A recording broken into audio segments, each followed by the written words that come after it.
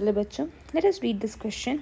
Identify the least stable ion amongst the following: lithium negative, beryllium negative, boron negative, carbon negative. इस question का जो की concept है वो ये है कि किसी भी एटम की उसके ग्राउंड स्टेट के अंदर जो इलेक्ट्रॉनिक कन्फिग्रेशन है और एक इलेक्ट्रॉन को एक्सेप्ट करने के बाद जो इलेक्ट्रॉनिक कन्फिग्रेशन है उसमें हाफ फिल्ड, फुली फिल्ड या फिर जाकर के नोबल गैस का जो कॉन्फ़िगरेशन है वो या तो क्रिएट हो रहा है या फिर जाकर के डिस्टर्ब हो रहा है। इसके बेसिस के ऊपर ही हम डिटरमाइन कर सकते हैं कि स्टेबिलिटी हैज़ इंक्रीज्ड और डिक्रीज्ड। सबसे पहले हम शुरुआत करते हैं अपने फर्स्ट एग्जाम्पल से, वो है लिथियम नेगेटिव।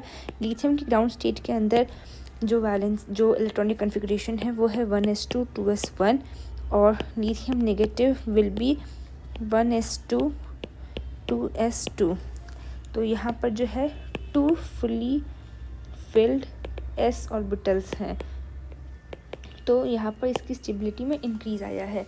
बेरिलियम जो है अपने ग्राउंड स्टेट में एग्जिस्ट करता है 1s2 2s2 फॉर्मेट में, लेकिन एक इलेक्ट्रॉन एक्सेप्ट करके it has become 1s2 2s2 2p1।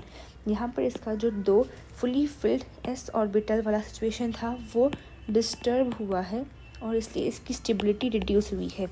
Boron की जो इलेक्ट्रॉनिक कॉन्फ़िगरेशन है ग्राउंड स्टेट की वो है 1s2 2s2 2p1 और जो बोरॉन नेगेटिव की कॉन्फ़िगरेशन है वो है 1s2 2s2 2p2।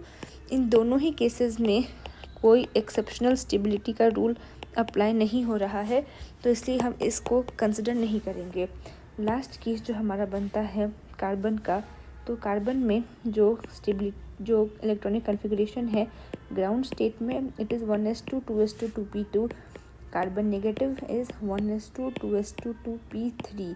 यहाँ पर हम देख सकते हैं हाफ फिल्ड p ऑर्बिटल की सिनेरियो बन रही है, क्योंकि p की मैक्सिमम जो कैपेसिटी होती है वो p6 की होती है, तो यहाँ कार्बन की स्टेबिलिटी बढ़ी है।